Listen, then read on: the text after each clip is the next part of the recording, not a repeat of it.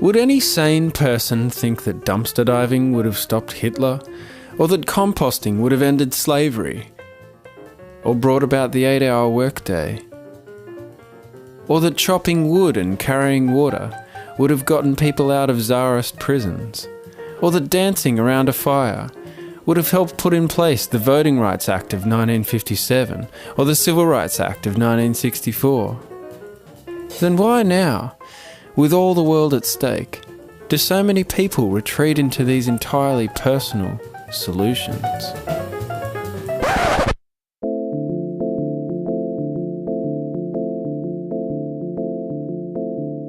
Part of the problem is that we've been victims of a campaign of systematic misdirection. Consumer culture and the capitalist mindset have taught us to substitute acts of personal lifestyle choices for organised political resistance. The same is true for spiritual enlightenment. This is not organised political resistance. An inconvenient truth helped raise consciousness about global warming. But did you notice that all of the solutions presented had to do with personal consumption, changing light bulbs, inflating tyres, driving half as much, and had nothing to do with shifting power away from corporations or stopping the growth economy that is destroying the planet? Each one of us is a cause of global warming, but each of us can make choices to change that. With the things we buy, the electricity we use, the cars we drive, we can make choices to bring our individual carbon emissions to zero. But even if every person in the United States did everything the movie suggested, US carbon emissions would fall by only 22%. And scientific consensus is that emissions must be reduced by at least 75% worldwide. Or let's talk water. We so often hear that the world is running out of water. People are dying from lack of water. Rivers are dewatered from lack of water. And while this is true, we're told that because of this, we must take shorter showers. But see the disconnect? Because I take showers, I'm responsible for drawing down aquifers? Well, no.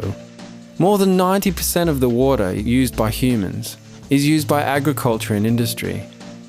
The remaining 10% is split between municipalities and actual living, breathing individual humans.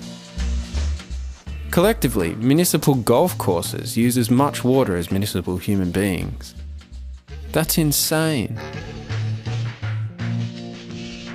People, both human people and fish people, aren't dying because the world is running out of water. They're dying because the water is being stolen.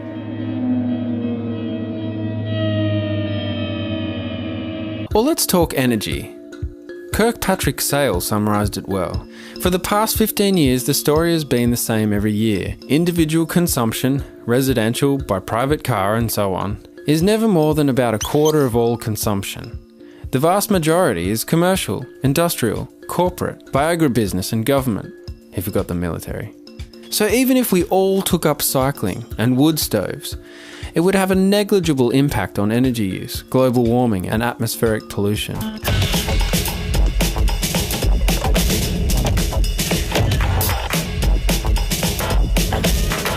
Or let's talk waste. In 2005, per capita municipal waste production, basically everything that's put out at the curb, in the United States was about 1,660 pounds. Let's say you're a die-hard simple living activist, and you reduce this number to 0. You recycle everything. You bring cloth bags shopping. You fix your toaster. Your toes poke out of your old tennis shoes. You're not done yet though. Since municipal waste includes not just residential waste, but also waste from government offices and businesses, you march down to those offices, waste reduction pamphlets in hand, and convince them to cut down on their waste enough to eliminate your share of it. Well, I've got some bad news. The municipal waste accounts for only 3% of total waste production in the United States.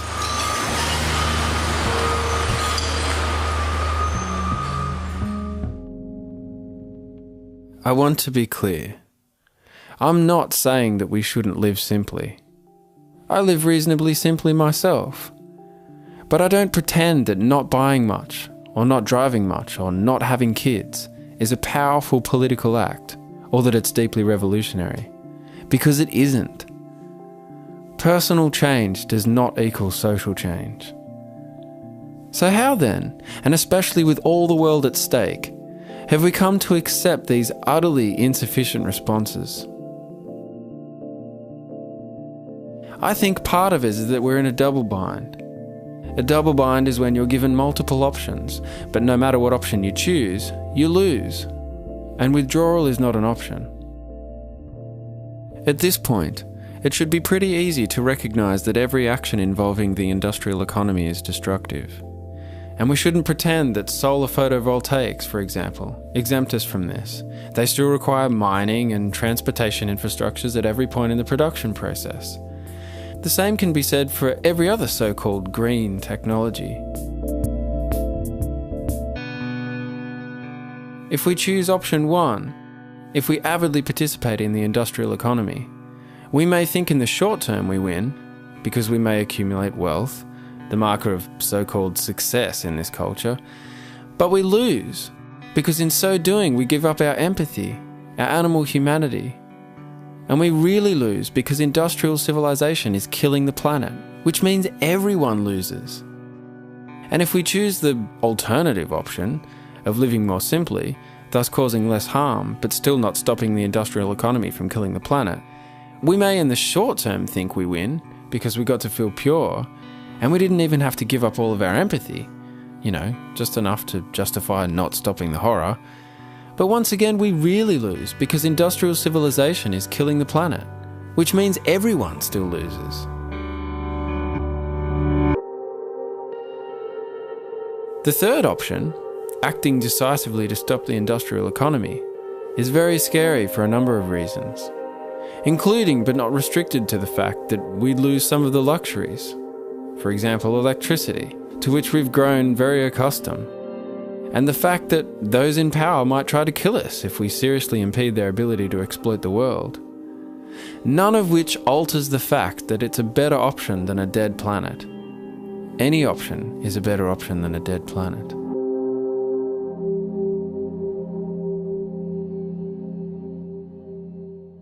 Besides being ineffective at causing the sorts of changes necessary to stop this culture from killing the planet, there are at least 4 other problems with perceiving simple living as a political act, as opposed to living simply because that's what you want to do. The first is that it's predicated on the flawed notion that humans inevitably harm their land base. Simple living as a political act consists solely of harm reduction, ignoring the fact that humans can help the earth as well as harm it. We can rehabilitate streams, we can get rid of noxious invasives, we can remove dams. We can disrupt a political system tilted towards the rich, as well as an extractive economic system. We can destroy the industrial economy that is destroying the real physical world.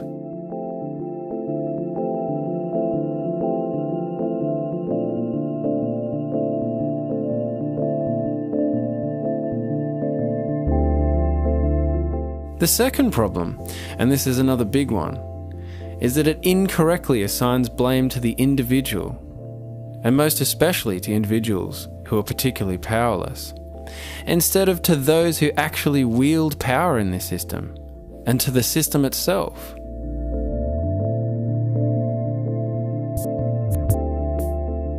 The third problem is that it accepts capitalism's redefinition of us from citizens to consumers. By accepting this redefinition, we reduce our potential forms of resistance to consuming and not consuming. But citizens have a much wider range of available resistance tactics, including voting or not voting, running for office, pamphleting, boycotting, organising, lobbying, protesting. And when a government becomes destructive of life, liberty and the pursuit of happiness, we have the right to alter or abolish it.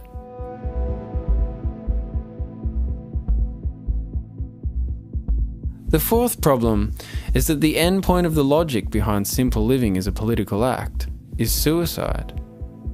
If every act within an industrial economy is destructive, and if we want to stop this destruction, and if we are unwilling or unable to question, much less destroy, the intellectual, moral, economic and physical infrastructures that cause every act within an industrial economy to be destructive, then we can easily come to believe that we will cause the least destruction possible if we're dead. The good news is that there are other options. We can follow the examples of brave activists who lived through the difficult times I mentioned. Nazi Germany, Tsarist Russia, antebellum United States, who did far more than manifest a form of personal purity. They actively opposed the injustices that surrounded them. We can follow the example of those who remembered that the role of an activist is not to navigate systems of oppressive power with as much personal integrity as possible, but rather to confront and take down those systems.